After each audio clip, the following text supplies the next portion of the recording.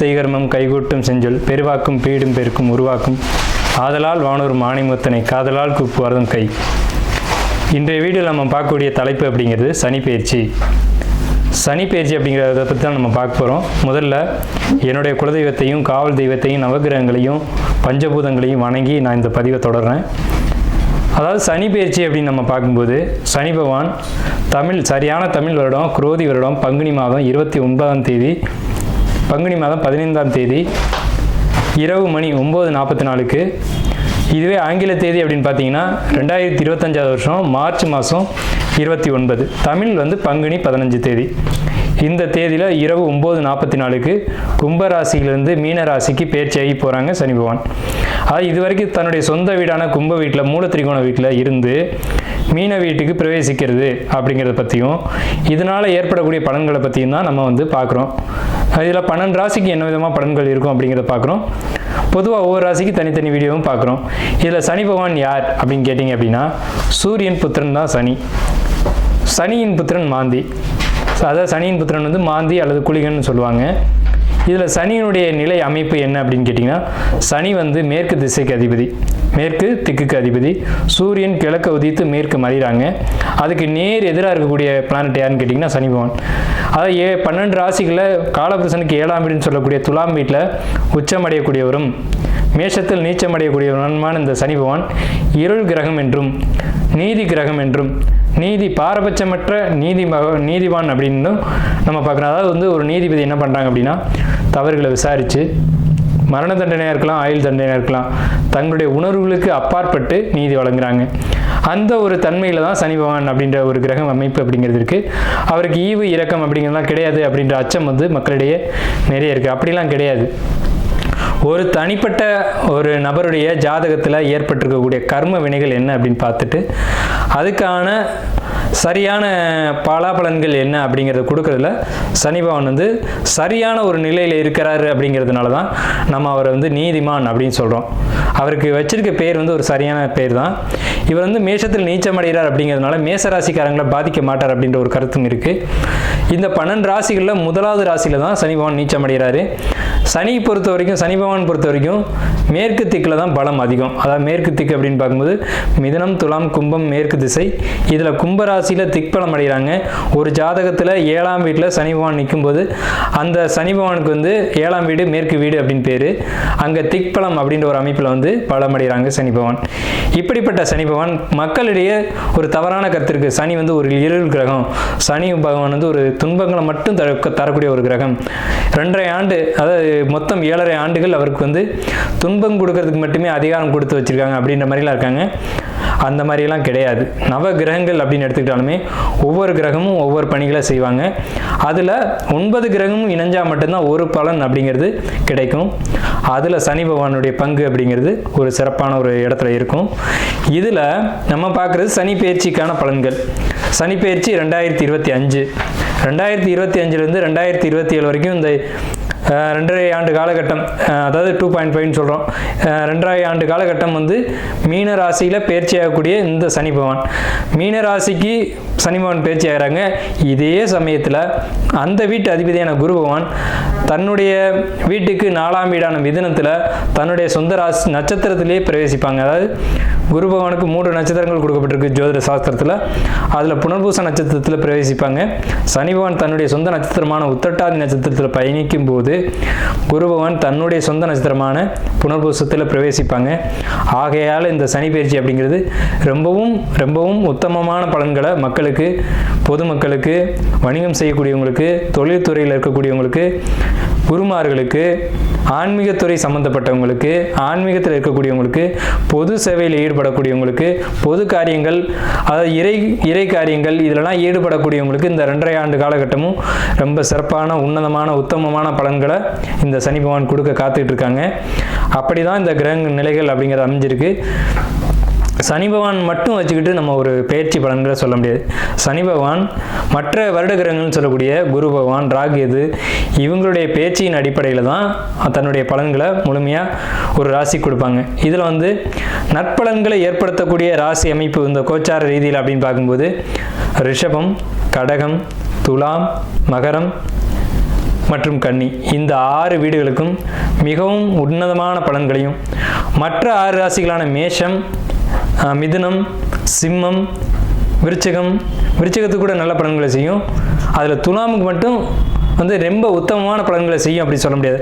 ஆனால் விருச்சிக ராசிக்கு அதிக நட்பலன்களை தரும், மகரத்துக்கு உன்னத பலன்களை தரும், கும்பத்துக்கு இதுவரைக்கும் இருந்த கஷ்டங்கள் குறைஞ்சி இனி நல்ல ஒரு காலகட்டம் அப்படிங்கிறது இந்த சனி பெயர்ச்சியில் உங்களுக்கு கண்டிப்பாக கிடைக்கும். இந்த 6 ராசிகளுக்கு, அதாவது மேஷ ராசிக்கு துன்பம் அப்படின்னு எடுத்துட்டா கூட ரிஷப ராசிக்கு நல்லா இருக்கு, கடக ராசிக்கு நல்லா இருக்கு, துலா ராசிக்கு காட்டிலும் விருச்சிக ராசிக்கு நல்லா இருக்கு, கன்னி ராசிக்கு நல்லா இருக்கு, மகர ராசிக்கு நல்லா இருக்கு. இந்த 6 ராசிகளுக்கு நட்பலன்களும், மற்ற 6 ராசிகளுக்கு பெரிய கெடுதல் இல்லை அப்படின்ற ஒரு நல்ல வார்த்தையை சொல்லி நம்ம வீடியோக்குள்ளே போகலாம். பரணி நட்சத்திரத்தை பொறுத்த வரைக்கும் 7 சனி பாதிக்குமானா நிச்சயமாக பாதிக்காது. உங்களுக்கு ஒன்றுமே செய்யாது, உரசாது. 7 சனி வந்த தடமும் தெரியாது, போன விதமும் தெரியாது. சுப விரய செலவுகள் உங்களுக்கு உண்டு, அது செப்டம்பர் மாதத்தில் நடக்கும். அப்போ அசுப விரயங்களை தவிர்க்கலாம், சுப விரயங்களை நீங்களே ஏற்பாடு பண்ணுங்கள். வீடு கட்டுறதா இருக்கலாம், திருமணம் செய்கிறதா இருக்கலாம், ஒரு குழந்தைக்கு காதணி விழாவாக இருக்கலாம், பால் கச்சறதா இருக்கலாம், ஒரு பொண்ணுக்கு பெரிய பொண்ணானதுக்கு ஃபங்க்ஷன் பண்ணுறதா இருக்கலாம். இந்த மாதிரியான சுப விஷயங்கள் உங்களுக்கு நிச்சயமாக இந்த ஆண்டு நடக்கும். அசுபமான பலன்கள் இந்த பரணி நட்சத்திரத்துக்கு இந்த சனி பயிற்சியில் இருக்கானா நிச்சயம் இல்லை. ரொம்ப அற்புதமாக இருக்குது. அன்பான மேசராசி நேயர்களே, அதாவது மேஷம் அப்படின்னாலே காலபுருஷனுடைய முதலாவது வீடு. இந்த ராசிக்கு என்ன ஒரு அமைப்புன்னு கேட்டிங்கன்னா, மேஷம் எங்கெல்லாம் இருக்கோ அந்த வீட்டில் ஒரு ஜோசியர் கண்டிப்பாக இருப்பாங்க. மேஷம் அப்படின்னாலே ஜோதிடம், வேதம், ஞானம், இந்த மாதிரியான நற்குணங்களை உடைய ராசி, நற்குணங்களை உடைய குடும்பத்தில் தான் ஒரு மேஷம் பிறக்கும். மேஷம் அப்படிங்கிறது ஆடுங்க. ஆடு, இந்த ஆட்டை ஏன் முதலாவது கொடுத்தாங்க அப்படின்னா, எங்கேயுமே முந்தி கொண்டு போகக்கூடிய ஒரு தன்மை அப்படிங்கிறது ஆட்டுக்கு தான் இருக்கும். ஆடு அப்படின்ற ஒரு விலங்கு மேஷத்துக்கு கொடுத்துருக்காங்க. இது ஒரு நல்ல ஒரு மங்களமான ஒரு சின்னம். மங்களக்காரகன் தான் செவ்வாய், அவருடைய வீடு தான் மேஷ வீடு. இந்த மேசராசிக்காரங்களுக்கு வரக்கூடிய சனி பெயர்ச்சி 2025 முதல் 2027 வரைக்கும் எப்படி இருக்குன்ற பலன்களை தெரிஞ்சுக்கணும்னு நீங்கள் ஆர்வத்தோடு இருக்கிறது நமக்கு தெரியுது. மேசராசிக்கு நல்ல பலன்கள் கொடுக்குமா அப்படின்ற ஒரு கேள்வியோடு தான் இந்த வீடியோக்குள்ளே நீங்கள் வந்திருப்பீங்க. தயவு செய்து இந்த வீடியோ முழுமையாக பாருங்கள். நிறைய பலன்களை தெளிவாக, விரிவாக, விளக்கமாக நம்ம கொடுத்துருக்கோம். முழுமையான வீடியோ பார்க்கும்போது உங்களுக்கு ஒரு நல்ல ஒரு கைடன்ஸ் அப்படிங்கிறது கண்டிப்பாக கிடைக்கும், ஒரு வழிகாட்டுதல் கிடைக்கும். மேஷம் அப்படின்னாலே ஒரு நல்ல ராசி, நற்குணங்கள் நிறைய உடைய ஒரு ராசி. மேஷம் அப்படின்னா ஒரு துடிப்பு, ஒரு வேகம், ஒரு நல்ல குணங்கள் நிறைஞ்சிருக்கும். எப்பவுமே கோபம் இருக்க இடத்துல தான் குணம் இருக்கும். மேசராசிக்காரங்க அதிகமாக கோவப்படுவாங்க. கோவப்பட்டாங்க அப்படின்னா என்ன அர்த்தம்னா, அங்கே உண்மையும் பாசமும் அன்பும் இருக்குது அப்படின்னு அர்த்தம். தாய் அடிக்கிறதுக்காக தாய் கெட்டவன்னு சொல்லிட முடியாது. தன்னுடைய குழந்தை ஒரு நல்ல வழியில் போகணும் அப்படிங்கிறதுக்காக அவள் அடிப்பா. அந்த ஒரு குணம் அப்படிங்கிறது மேசராசிக்கு உண்டு. மேஷம் எதுலையும் பதட்டப்படும், எதுலையும் வேகப்படும், ஆனால் விவேகத்தோடு தான் செயல்படும். ஒரு ஆடு ஒரு மலை உச்சியில் ஏறிடும், இறங்க தெரியாமல் தடுமாறிட்டு இருக்கும். அது போன்ற குணமுடையவங்க தான் அந்த மேசராசிக்காரங்க. வந்த வழி திருப்பி போக தெரியாது. ஒரு முதலீடுகள் போடுறதா இருக்கட்டும், ஒரு தொழிலை ஆரம்பிக்கிறதா இருக்கட்டும், வேகமாக ஆரம்பிச்சுட்டு அது எப்படி முடிக்கிறதுன்னு தெரியாமல் சுற்றிட்டு இருப்பாங்க. இதுக்கு என்ன அப்படின்னு கேட்டிங்கன்னா, ஒரு ஜோதிடர் அணுகி அந்த ஜோதிடருடைய வழிகாட்டுதலின் பேரில் நீங்கள் நடந்தீங்க அப்படின்னா ரொம்ப ரொம்ப பெரிய வளர்ச்சியும், ரொம்ப ஒரு நல்ல எதிர்காலத்தில் ஒரு பெரிய ஒரு இடத்துக்கும், பல பேருக்கு ஒரு முன்னுதாரணமாகவும் பல பேருக்கு நன்மைகள் செய்யக்கூடிய இடத்துல தான் மேசராசிக்காரங்க வருவாங்க. அதுக்கு தேவையான ஒரே ஒரு விஷயம் என்னன்னு கேட்டிங்கன்னா, ஜோதிடருடைய வழிகாட்டுதல். மேஷம் பிறருக்கு செய்யணும், பிறருக்காக பிறந்த பிறப்பு தான் மேஷம். அதாவது பொதுமக்களுக்கு ஒரு தலைவனாக இருக்கக்கூடிய ஒரு அமைப்பு யாருக்கு கிடைக்கும் அப்படின்னு கேட்டிங்கன்னா, மேசராசி கிடைக்கும். மேசம் முதலாவது ராசியாக இருக்குது அப்படிங்கிறதுனால இவர்கள் தலைமை தாங்கக்கூடிய இடத்துக்கு வருவாங்க, முதன்மையானவர்களாக வருவாங்க. 40 வயசுக்கு மேலே பொதுமக்களுக்காகவே வாழ வேண்டிய ஒரு அமைப்பு யாருக்கு வரும்னு கேட்டிங்கன்னா மேஷத்துக்கு தான் வரும். அப்போ இது சமுதாயத்துக்கான மனிதர்கள் யாருன்னு கேட்டிங்கன்னா மேஷம்தான். தங்களுடைய குடும்பத்தையும் பார்த்துக்கணும், சமுதாயத்தையும் பார்க்கணும். சமுதாயத்தில் ஏற்படக்கூடிய நல்லது கெட்டதுக்கும் போய்க்கணும், தன்னுடைய குடும்பத்தையும் அனுசரித்து கொண்டு போகணும் அப்படின்ற ஒரு அமைப்பு எந்த ராசிக்கு உண்டு அப்படின்னு கேட்டிங்கன்னா மேச ராசிக்கு தான் உண்டு. ஸோ அப்பேற்பட்ட உன்னதமான உத்தமமான ராசி மேசராசி அன்பர்களே, உங்களுக்கு சனி பெயர்ச்சி நன்மை செய்யுமா அப்படின்ற ஒரு கேள்வியோடு நீங்கள் இந்த வீடியோக்குள்ளே வந்திருப்பீங்க. நிச்சயமாக சொல்கிறேன், உறுதியாக சொல்கிறேன், உங்களுக்கு சனி பெயர்ச்சி நன்மை தான் செய்யும். ஏன் அப்படி சொல்கிறோம் அப்படின்னம்னா, மேசராசிக்கு 2ஆம் வீட்டில் குரு, 6ஆம் வீட்டுக்கு கேது, 5ஆம் வீட்டுக்கு பயிற்சி ஆகிறாங்க. மே 14ஆம் தேதி அன்னைக்கு குரு பயிற்சி உங்களுக்கு ரிஷபத்துலேருந்து மிதுனம் அணைக்கும். மே 18ஆம் தேதி அன்னைக்கு கேது கன்னி மனையிலேருந்து சிம்மத்துக்கும் பயிற்சி ஆகிறாங்க. அதே காலகட்டத்தில் உங்களுக்கு பாதகஸ்தானம் சொல்லக்கூடிய கும்பராசியில் ராகு பகவான் பயிற்சியாகி மீனத்திலேருந்து பயிற்சியாகி சனி பகவான் கும்பத்திலேருந்து மீனத்துக்கு போவாங்க, மீனத்தில் இருக்க ராகு பகவான் கும்பத்துக்கு வருவாங்க. இந்த மாதிரியான ஒரு மாற்ற அமைப்புகள் எல்லாமே பார்க்கும்போது உங்களுக்கு கிரக நிலைகள் அப்படின்னு கணிச்சோம் அப்படின்னா உங்கள் ராசிக்கு விரயஸ்தானத்தில் சனி, ராசிக்கு 3ஆம் இடத்துல குரு, ராசிக்கு 5ஆம் இடத்துல கேது, ராசிக்கு 11ஆம் இடத்துல ராகு. மீண்டும் சொல்கிறேன், ராசியில் உங்களுக்கு வந்து ராசிக்கு 12ஆம் வீட்டில் விரயஸ்தானத்தில் சனி பகவான், 3ஆம் இடத்து குரு, 5ஆம் இடத்து கேது, 11ஆம் இடத்து ராகு. இந்த அமைப்புகள் மொத்தமாக நம்ம கவனித்து பார்க்கும்போது வருட கிரகங்கள் இந்த ஒரு அமைப்பில் இருக்கும்போது இந்த வருடத்தை யார் வந்து நன்மை செய்வா யார் கெடுதல் செய்வா அப்படின்னு பார்க்கும்போது இந்த நான் சொன்ன 4 கிரகங்களுமே நன்மை மட்டுமே செய்யும், தீமை செய்ய வாய்ப்புகள் இல்லை. அதாவது மிதுன ராசி அப்படிங்கிறது காலபுருஷனுக்கு 3ஆவது ராசி. குரு பகவான் உங்கள் ராசிக்கு 9க்கும் 12க்கும் உடையவர். 12ஆம் வீட்டு அதிபதி 3ஆம் வீட்டுக்கு வரும்போது மறைவு ஸ்தானாதிபதி மறைவு ஸ்தானத்துக்கே வருவாங்க. அப்போ இந்த அமைப்புக்கு பேர் வந்து விபரீத ராஜயோகம் அப்படின்னு பேர். விபரீத ராஜயோகம்னா என்னன்னு கேட்டிங்கன்னா திடீர் அதிர்ஷ்டங்களையும் திடீர் தனவரவையும் எதிர்பார்க்காத ஒரு சொத்து உங்களை தேடி வரும், ஆனால் அது உங்களுடைய சொத்தாக இருக்கும். ஸோ இந்த ஆண்டு தொடக்கமே ஒரு தனவரவோடு உங்களுக்கு தொடங்கும். அப்போ திடீர்னு ஒரு பண வரவு வருது அப்படின்னா அங்கே தான் நீங்கள் கவனமாக இருக்கணும். அந்த பணம் எந்த வழியில் வருது, எந்த வழியில் செலவு பண்ணணும் அப்படின்ற ஒரு விஷயத்தில் திட்டமிடல் தேவை. அதாவது குடும்பத்தில் ஒரு தேவை இருக்கும், அந்த தேவைக்கு ஏற்ப பணமும் உங்களுக்கு தேடி வரும். 2வது விஷயம், உங்கள் ராசிக்கு 5ஆம் இடத்துல பயிற்சியாளருடைய கேது நன்மை செய்யுமா தீமை செய்யுமான்ற ஒரு கேள்வி, 7.5 சனி விரயச்சனி அப்படிங்கிற ஒரு பயம் இதெல்லாம் உங்களுக்குள்ளே இருக்கிறது தெரியுது. கண்டிப்பான முறையில் 5ஆம் இடம்ன்றது காதல் ராசி அப்படின்னு பேர். இப்போ மேச ராசிக்கு காதல் குடும்ப அமைப்பு எப்படி இருக்கும் அப்படிங்கிறத நம்ம கணிப்போம். குடும்பம் அப்படிங்கிறது 2ஆம் இடம். 2ஆம் இடத்துல கேது குரு பகவான் இவ்வளவு காலகட்டங்களாக வந்து வக்ர நிலையில் இருந்தாங்க. இதனால் குடும்பத்துக்குள்ளே வெளியில் சொல்ல முடியாத பிரச்சனைகள், ஏகப்பட்ட பிரச்சனைகள் போயிட்டு இருந்திருக்கும். அதாவது குடும்ப பிரச்சனை வெளியில் சொல்ல முடியாது. அதாவது சிலர் இருப்பாங்க, கணவனுக்கும் மனைவிக்கும் பிரச்சனையாக இருக்கும், அதை 3வது நபர்கிட்ட போய் சொல்லிகிட்டு இருப்பாங்க. மனைவி கணவனை விட்டுட்டு இன்னொருத்தர் போய் சொல்லிட்டு இருப்பாங்க. இது தவறான ஒரு விஷயம். அப்படி தான் இந்த கடந்த காலகட்டங்களுடைய வலி வேதனைகளை மனசுக்குள்ளே வச்சுக்கிட்டு யார்கிட்ட சொல்லுவோம் எப்படி சொல்லுவோம்னு தெரியாமல் தவிச்சிட்டு இருந்திருப்பீங்க. ஆனால் இந்த குரு பயிற்சியில் உங்களுடைய வாழ்க்கை துணைகிட்ட நீங்கள் மனம் விட்டு பேசி அந்த பிரச்சனைகளை தீர்ப்பீங்க. ஸோ இது பெரிய பாசிட்டிவான ஒரு விஷயம். கணவன் மனைவி தான் உறவுகளுக்குள்ளே சிறந்த உறவு அப்படிங்கிறது. எல்லா உறவுகளும் வரும் போகும், ஆனால் கணவன் மனைவி வந்து ஒரு வாழ்க்கையில் இணைஞ்சிட்டாங்க அப்படின்னா பிரிவது கிடையாது. வாழ்க்கை முழுவதும் அவங்க வந்து அவங்களோடையே பயணிக்கக்கூடிய ஒரு உறவு தான் கணவன் மனைவி உறவு. அதனால தான் தாலின்ற ஒரு கான்செப்டை வந்து நம்மளுடைய கலாச்சாரத்தில் கொண்டு வராங்க. 2வது மோதிரம்ன்ற ஒரு கான்செப்டுக்குள்ளேயும் மிகப்பெரிய ரகசியங்கள் ஒழிஞ்சிருக்கு. ஏன் மோதிர விரலில் மோதிரம் போடுறாங்க அப்படின்றத நீங்கள் சிந்திச்சு பார்த்தீங்கன்னா அதுக்கான விளக்கங்கள் உங்களுக்கு புரியும். எல்லா விரல்களையும் இணைச்சா பிரிக்க முடியாது, ஆனால் பிரிச்சுக்கலாம், ஆனால் மோதிர விரல் மட்டும் இணைச்சா பிரிக்க முடியாது அப்படின்ற ஒரு கான்செப்ட் வந்து விரலில் இருக்குது. அதனால தான் சில மதங்களில் வந்து விரலில் மோதிரம் போடுறாங்க. ஏன்னா பிரியாத உறவு அப்படிங்கிறதுக்கு அதான் உதாரணம். 2வது உங்களுடைய குறைகளை வந்து மனைவி புரிஞ்சுக்கிட்டு அவங்க உங்களுக்கு ஏற்ற மாதிரி நடந்துக்கிறதா இருக்கட்டும், மனைவியை புரிஞ்சுக்கிட்டு கணவன் நடந்துக்கிறதா இருக்கட்டும். இந்த மேச ராசிக்கு இந்த சனி பயிற்சியில் இது நடக்கும். இந்த சனி பயிற்சியிலேருந்து இது நடக்கும். விரயஸ்தானத்தில் வந்துக்கூடிய சனி பகவான் விரயத்தை கொடுப்பாரா அப்படின்னு கேட்டிங்கன்னா கண்டிப்பாக விரயத்தை கொடுப்பார். விரயம் அப்படின்ற சொல்லுக்குள்ளே ஒரு அழகான விஷயம் அடங்கியிருக்கு. சுப விரயம் அசுப விரயம் அப்படின்ட்டு. சுப விரயமும் விரயம் தான், அசுப விரயமும் விரயம் தான். இதில் நடக்க போகிறது சுப விரயமா அசுப விரயமா, இதுதான் உங்களுடைய கேள்வி. சுப கிரகங்களுடைய தொடர்பு ஏற்படும் போது சுப விரயங்களும், அசுப கிரகங்களுடைய தொடர்பு ஏற்படும் போது அசுப விரயமும் ஏற்படும். அதில் இந்த 7.5 சனி தொடங்கக்கூடிய இந்த விரயச்சனியானது மேசத்துக்கு சுப விரயங்களாக தொடங்குது. ஏன்னா அந்த சனி பகவான் வரக்கூடியது மீனராசின்ற சுபர் வீட்டில். நல்லா புரிஞ்சுக்கணும்.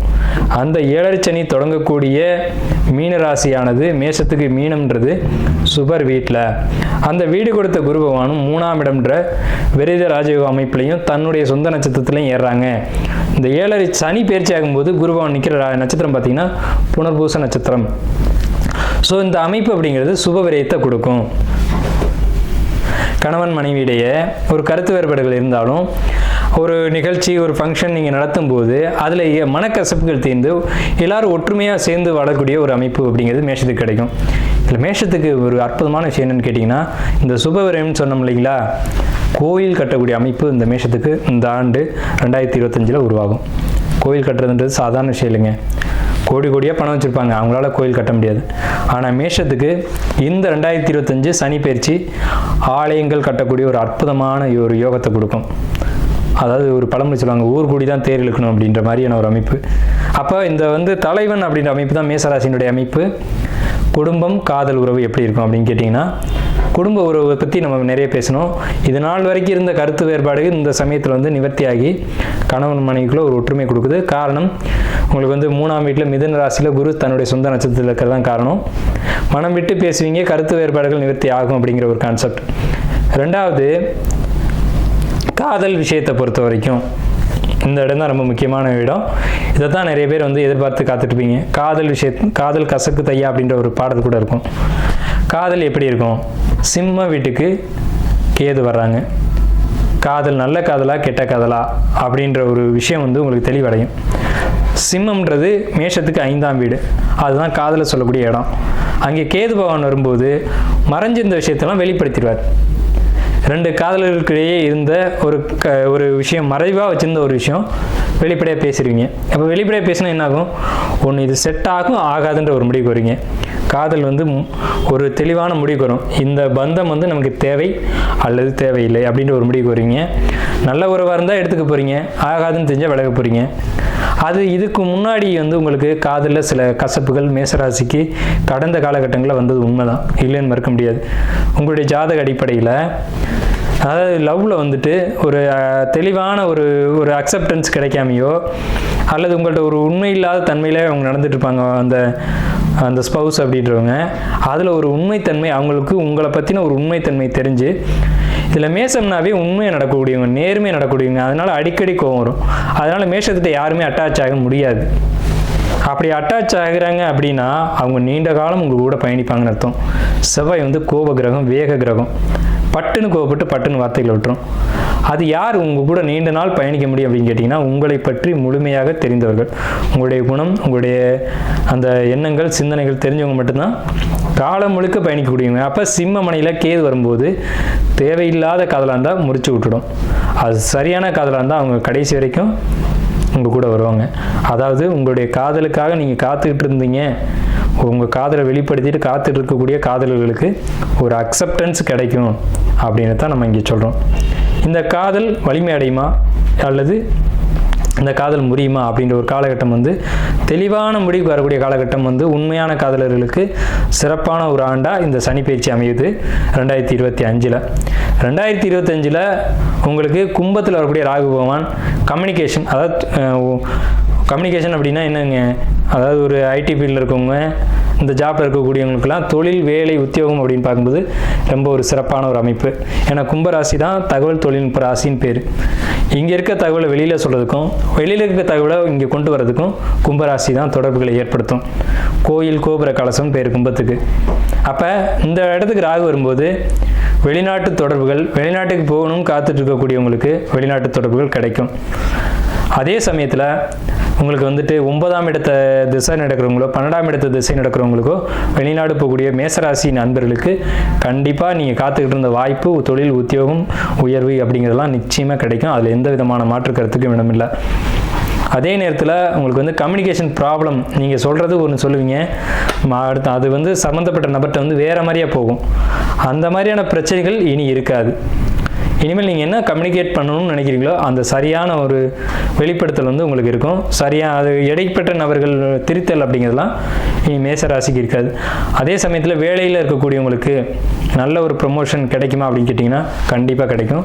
இன்க்ரிமெண்ட் கிடைக்குமானா கண்டிப்பாக கிடைக்கும். இதே சமயத்தில் பெண்களால் மேசராசிக்காரங்களுக்கு துன்பம் ஏற்படக்கூடிய காலகட்டம் தான் இந்த சனி பயிற்சி காலகட்டம். ஆண்களாக இருக்கும் பட்சத்தில் நீங்கள் பெண்கள் விஷயங்களில் ரொம்ப எச்சரிக்கையாக இருக்கணும்.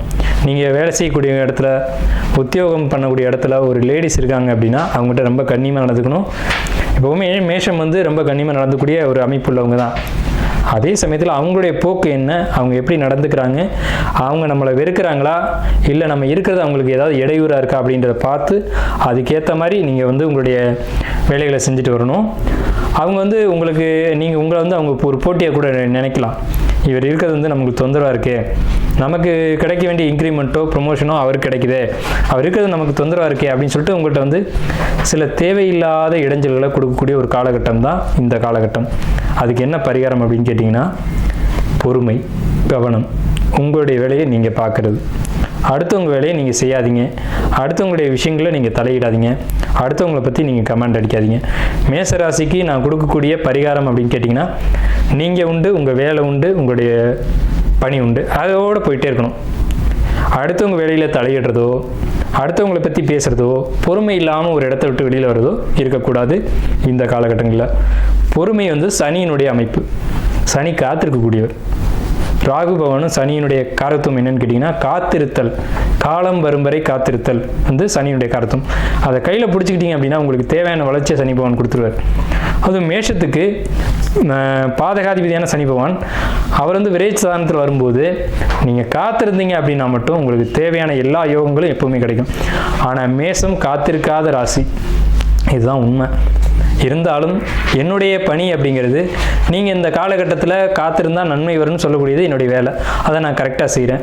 நீங்கள் காத்திருந்தீங்க அப்படின்னா நீங்கள் காத்திருந்ததுக்கான ஒரு நற்பலன் அப்படிங்கிறது நிச்சயமாக கிடைக்கும். நீங்கள் உத்தியோகம் பண்ணக்கூடிய இடத்துல பர்மனெண்ட்டாக நீங்கள் வந்து வேலை செய்யக்கூடிய ஒரு அமைப்பு அப்படிங்கிறது உத்தியோகம் வேலையில் இருக்கக்கூடியவங்களுக்கு நிச்சயமாக கிடைக்கும். ப்ரொமோஷன், இன்க்ரிமெண்ட் கிடைக்கும். அங்கே இருக்க உண்மைத்தன்மையை நான் சொல்லிட்டேன். அதே சமயத்தில் நீங்கள் ஜாப்பில் இருக்கீங்க, அதே ஜாப்பில் இன்னொருத்தருக்கு ப்ரொமோஷன், இன்க்ரிமெண்ட்டு கிடைக்குது அப்படின்னா நீங்கள் பொறுமையாக காத்திருக்கணும். ரெண்டாவது விஷயம், அவங்களுக்காக நீங்கள் ஜாமீன் ஏற்றக்கூடாது. அவங்களுக்கான ஒரு வாரண்டி, கேரண்டி இதெல்லாம் நீங்கள் கொடுக்கக்கூடாது. நீங்கள் உண்டு, உங்கள் வேலை உண்டு, உங்கள் பணி உண்டு அப்படிங்கிறத நான் சொல்லிட்டேன். பொறுமையாக இருக்கணும் அப்படிங்கிறத நம்ம இங்கே வலியுறுத்தி சொல்லியிருக்கோம். அதே நேரத்தில் திருமண வாழ்க்கையை பொறுத்த வரைக்கும், திருமணம் அப்படிங்கிறது ஆயிரங்காலத்து பயிருங்க. குருபகவான் உங்களுக்கு 3ஆம் இடத்துல வந்திருக்காங்க. கண்டிப்பாக நல்ல வரன் அமையுங்க. ஏன்னா 3ஆம் இடத்துல இருக்க குருபகவான் உங்கள் ராசிக்கு 7ஆம் இடத்தை பார்ப்பார். அது அந்த 3ஆம் வீட்டிலேருந்து 5ஆம் வீடு அமையும். லவ் மேரேஜுக்கான சக்ஸஸ்ஃபுல்லான காலகட்டம் இந்த மேச ராசிக்கு. அதே நேரத்தில் வரன் தேடி இருக்கவங்களுக்கு சரியான வரன் சரியான இடத்துலேருந்து வந்து உங்களுக்கு அமையும். அதுக்கு உங்களுடைய பிறப்பு ஜாதகமும் நீங்கள் பார்த்துக்கணும். அதை நீங்கள் பார்த்துக்கோங்க. ஆனால் கோச்சார கிரகங்களுக்குன்னு ஒரு வலிமை உண்டு. கோச்சார கிரகங்கள் கோச்சாரத்தில் சில விஷயங்களை பண்ணி வைக்கிறதுக்கான ஒரு அதிகாரம் உண்டு. அந்த அடிப்படையில் பார்க்கும்போது இந்த சனி பயிற்சியில் உங்களுக்கு திருமணம் நடத்தி வைக்கணும் அப்படின்ற ஒரே தீர்மானத்தோடு தான் சனி பகவான் பயிற்சியாகி மீன ராசிக்கு வர்றாங்க. அதே மாதிரி குடும்ப தெய்வம், குலதெய்வம், இந்த வழிபாட்டில் இருக்கக்கூடியவங்களுக்கு இந்த வழிபாடுகளை பிரேக் பண்ணாமல் நீங்கள் எடுத்து செய்யணும். குலதெய்வம், குடும்ப தெய்வம், இன தெய்வம் இதெல்லாம் எடுத்து நீங்கள் வழிபாடு பண்ணணும். இதில் எந்த ஒரு தடங்கள், தாமதம் இதுக்கு நீங்கள் இடம் கொடுக்கக்கூடாது மேசராசி அன்பர்களே. ஏன் அப்படி சொல்கிறோம், உங்களை அழுத்தி சொல்கிறோம்னா, மேசராசிக்கு தான் அந்த தன்மை வரும், மேசராசிக்கு தான் அந்த பொறுப்பு வரும். நீங்கள் தான் எடுத்து நீங்கள் தான் செய்யணுன்ற ஒரு இடம் வரும். அந்த விரேச்சனியாக வரும்போது பலரும் பலதை பேசுவாங்க, அதெல்லாம் காதில் வச்சுக்கூடாது. காதில் வச்சுக்கிட்டீங்க அப்படின்னா பொறுமை இழந்துடுவீங்க. ஏன்னா நீங்கள் பொறுமை இல்லாத ராசிக்காரங்க. பொறுமை இழந்தோம்னு சொன்னால் அந்த காரியத்தை வெற்றிகரமாக செய்ய முடியாது. எப்போவுமே ஒரு தலைமையில் இருக்கவங்களுக்கு பொறுமைன்றது ரொம்ப அதிகமாக தேவை. அந்த பொறுமையோட அந்த வழிபாடுகளை எடுத்து செய்யுங்க. கோயில் கட்டக்கூடிய பாக்கியமே உங்களுக்கு உண்டுன்னு நான் சொல்கிறேன். கோயில் கட்டுவீங்க, ஆலய பணிகளை செய்வீங்க. அதே நேரத்தில் உங்களுடைய குலதெய்வம், இன தெய்வம், குடும்ப தெய்வம், இந்த தெய்வங்களுடைய வழிபாடு இந்த டைமில் வந்து உங்களுக்கு வந்து சனி பகவான் மீன ராசிக்கு பயிற்சி ஆகும்போது தான் அது நடக்கும். ஏன்னா குரு அப்படிங்கிறது இறைவன் அர்த்தம். அப்போ இறை வழிபாட்டுக்கான இடத்துக்கு சனி பகவான் வர்றாங்க. அந்த இடத்துக்கு வரும்போது வெளிநாட்டு பயணங்களையும் வெளியூர் பயணங்களையும் உங்களுக்கு அதிகமாக மேசராசிக்கு கொடுக்கும். அதன் மூலமாக யோகங்களையும் யோக பாக்கியங்களையும் கொடுக்கும். அதையும் நீங்கள் வந்து கரெக்டாக செய்யணும். அதே நேரத்தில் இந்த வழிபாடுகளையும் கரெக்டாக செய்யணும். பொறுமை ரொம்ப ரொம்ப ரொம்ப அவசியம் இந்த 7.5 நாட்டு சனி காலகட்டங்களில். திருமண வாழ்க்கை நம்ம சொல்லியாச்சு. மாணவர்களை பொறுத்த வரைக்கும், படிக்கக்கூடிய மாணவர்கள், இப்போ 10th படிக்கிறீங்க, 12th படிக்கிறீங்க, நீட் எக்ஸாம் படிக்கிறீங்க, அல்லது ஒரு மருத்துவராக படிக்கிறீங்க அப்படின்னா ரொம்ப ரொம்ப ரொம்ப பொறுமை தேவை. நீங்கள் படிக்க போன இடத்துல படிப்பை மட்டும்தான் பார்க்கணும். அதை விட்டுட்டு படிப்பை தவிர்த்து மற்ற விஷயங்களை கவனம் செலுத்தக்கூடாது. உங்கள் வேலை என்ன, படிக்க தானே போயிருக்கீங்க, படிப்பை மட்டும் கவனம் செலுத்துங்க. அதே நேரத்தில் பார்ட் டைமாக படிக்கிறவங்களுக்கு ரொம்ப அற்புதமான காலகட்டம். பொறுமையும் நிதானமும் தேவை. புரிஞ்சு படிங்க. ஏன்னா உங்களுக்கு குருபகவான் 3ஆம் இடம் தான் மனசு, ஆள் மனசு அப்படிங்கிறது குருபகவான். ஸோ அதனால் படிப்புக்கு நல்லாயிருக்கும். ஆனாலும் உங்களுடைய மனதில் தேவையற்ற எண்ணங்கள், தேவையற்ற சிந்தனைகள், மன அழுத்தங்கள், குழப்பங்கள், கவலைகள் இதெல்லாம் ஊடுருவும். சரிங்களா? அதாவது நான் வெளிப்படையாகவே சொல்கிறேன், நீங்கள் படிக்க போகிறீங்க, இப்போ 12th 10th அப்படிங்கிறது டீனேஜ் காலகட்டம்னு பேர். இந்த டீனேஜில் என்ன உணர்வுகள் மாணவர்களுக்கு வரும்ன்றது எல்லாருக்கும் தெரிஞ்ச விஷயந்தான். ஸோ அங்கே தான் தடுமாற்றம் வரும். படிக்க போனால் படிக்கிற வேலையை மட்டும் பார்க்கணும். அதை விட்டுட்டு லவ் பண்ணுறேன், க்ரஷ் இருக்குது, இந்த வெங்காயம்லாம் உங்களுக்கு தேவையில்லை. சரிங்களா? படிக்க போன இடத்துல படிப்பை தான் பார்க்கணும். அதாவது நம்மளை தாய் தகப்பன் இரு கண்களாக பாவிச்சு கண்ணை காட்டிலும் ரொம்ப ஒரு தன்னுடைய வாழ்க்கையை அர்ப்பணித்து உங்களை படிக்க வைக்கிறாங்க. அதனுடைய தன்மை உங்களுக்கு புரியணும். தாய் தகப்பனை நீங்கள் ஒரு நிமிஷம் நினச்சி பார்க்கணும். வருவாங்க போவாங்க, வாழ்க்கையில் எல்லாமே இருக்கும், உணர்வுகள் எல்லாருக்குமே இருக்குது, இல்லாமல் இல்லை. ஆனால் படிக்கிற காலகட்டங்களும் முடிக்கிறது திரும்பி வராது. இதுவே 60 வயதிலும் காதல் உண்டுன்னு பாடல் உண்டு. சரிங்களா? 60 காதல் வரும்னு சிவாஜி கணேசனே பாடியிருக்காரு. அது பொறுமையாக பார்த்துக்கலாம். ஆனால் படிப்புன்றது போனால் திரும்ப வராது. சரிங்களா? படிப்பில் மட்டும் கவனம் தேவை.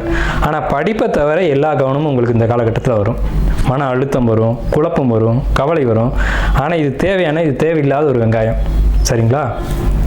இந்த அழுத்தம் மன அழுத்தம் தேவையான யோசிச்சு பாருங்க ஒரு நிமிஷம். அது தேவையற்ற ஒரு விஷயமா இருக்கும். அது தூக்கி போட்டீங்க அப்படின்னா உங்களோட படிப்பு ரொம்ப சிறப்பாக இருக்கும். ஏன்னா நம்ம என்னதான் ஒரு 7.5 சனி நடக்குது, அஷ்டம சனி நடக்குது, அர்த்தாஷ்டம சனி நடக்குது, கண்டக சனி நடக்குது, எது நடந்தாலும் சரிங்க, நமக்கு தேவை படிப்பு. இந்த காலகட்டத்தில் படித்து ஒரு நல்ல மார்க் மதிப்பெண் எடுத்தால் மட்டும்தான் நம்மளுடைய தாய் தகப்பனை இந்த உலகத்தில் நம்ம அறிமுகப்படுத்த முடியும். அவங்க தன்னுடைய வாழ்க்கையை அர்ப்பணித்து உங்களை படிக்க வைக்கிறாங்க.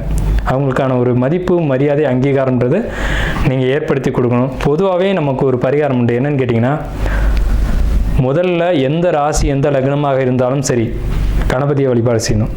தாய் தகப்பனை மதித்து வழிபாடு பண்ணணும். வழிபாடு பண்ணணும்னா அவங்களுக்கு பூஜை கற்பூரம்லாம் காட்டணும் அவசியம் இல்லை. அவங்க மனசு வருத்தப்படாமல் நடந்துக்கணும். இதுதான் பரிகாரம். சரிங்களா? உங்களுடைய எல்லா பிரச்சனைகளும் தீர்க்கக்கூடிய என்னதுன்னா தாய் தகப்பன் தான்.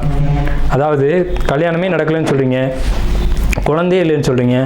மேசராசி மேச லக்னம் மட்டும் இல்லை, எல்லாருக்கும். ஆனால் அதுக்கு மேஷத்துக்கு மட்டும் தான் ரொம்ப அக்யூரேட்டாக பிடிக்கும், நங்குற மாதிரி பாயும். என்னன்னு கேட்டிங்கன்னா, உங்களுடைய தாய் தகப்பனை ஒன்றா நிற்க வச்சு அவங்க காலில் விழுந்து ஒரு ஆசீர்வாதம் வாங்கிட்டு அவங்களுக்கு பாத பூஜை மட்டும் செஞ்சு விடுங்க. கல்யாணம் இல்லையா, நிச்சயமாக கல்யாணம் நடக்கும். அவன் ஜாதகத்தில் சுக்கிரன் நீச்சம், சுக்கிரனே இல்லைன்னு சொன்னாலும் சரி திருமணம் நடக்கும். அதே நேரத்தில் குழந்தையே இல்லை, குழந்தைக்கான வாய்ப்பே இல்லைன்னு சொன்னாலும் கண்டிப்பாக குழந்தை கிடைக்கும். சரிங்களா? ஜோதிடத்துக்கு அப்பாற்பட்ட விஷயங்கள்னு சில விஷயங்கள் உண்டு. ஜோதிடம் உண்மை. ஜோதிடம் எந்த காலகட்டத்திலும் எழுதின எழுத்து அழியாது. ஆனாலும் சில விஷயங்களுக்கு மாற்றம் உண்டு அப்படிங்கிற அடிப்படையில் இந்த விஷயங்களாக வருது.